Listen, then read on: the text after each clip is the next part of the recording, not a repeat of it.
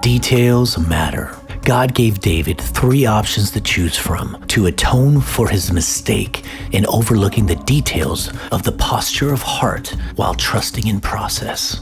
In every great Hollywood epic, the protagonist is forced to make tough decisions that will impact those he loves.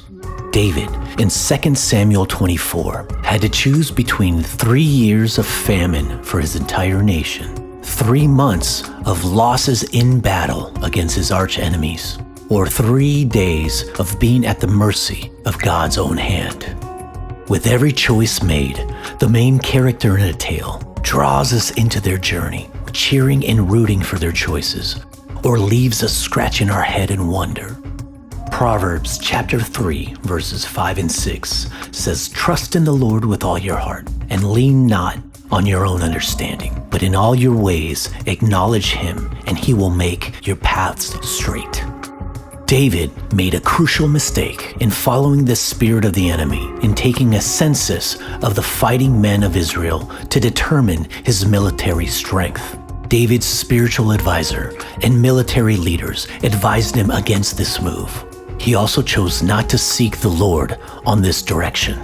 In our own lives, we come to crossroads often and determine internally that we have the wisdom, the know-how, and the direction that is best for our life. David taking a census was wrong, yet Moses doing so wasn't. What was the difference? Seeking him in the flowing of life was the detail that was missed.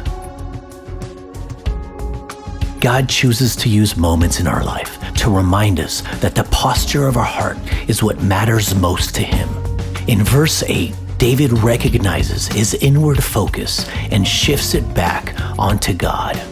Throughout the years, God had proven to David that he would always be with him, that he would lead him through the toughest seasons, but he would not rescue him from the consequences of his choices. Now, with a repentant and surrendered heart before the Lord, David must now choose the fate of his nation. In Luke 6:45, Jesus teaches that out of the overflow of the heart, the mouth speaks. David, using this future text from Jesus, he reveals how his heart views God as good.